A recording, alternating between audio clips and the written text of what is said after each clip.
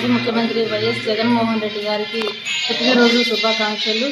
ఈరోజు ఆయన గత 5 ఏళ్ల ప్రభుత్వంలో ప్రజలకు ఎన్నో సంక్షేమ పథకాలు అందించున్నారు.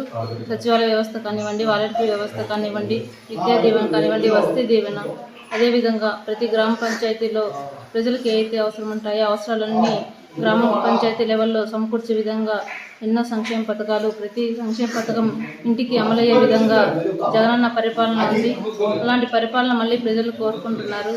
ఈరోజు గత ప్రభుత్వంకి ప్రభుత్వం పోలిస్తే ఇప్పటికే ప్రజలకి చాలా మందికి అర్థమయ్యే ఉంటుంది ఆ ప్రభుత్వానికి ఈ ప్రభుత్వానికి వ్యత్యాసము. ప్రజలు ప్రతిదీ గమనిస్తున్నారు. చెప్పడం చాలా ఈజీ. మన జగనన్న అయితే చెప్పిన సంక్షేమ పథకాలు 99% అమలు చేశారు. ప్రజలకు అన్నీ తెలుసు. మనం కూడా మళ్ళా జగనన్న ముఖ్యమంత్రి చేసుకునే విధంగా ప్రజలు ఇప్పటి నుంచే ఆలోచన చేస్తున్నారు. దాన్ని తూచా తప్పకుండా మళ్ళీ మన జగనన్నే సీఎం అవుతారని ప్రజలు ఆకాంక్షిస్తున్నారు. జగనన్నకు భగవంతుడు అష్టైశ్వర్య ఆరోగ్యాలు ప్రసాదించాలని ప్రజలందరూ కోరుకుంటున్నారు.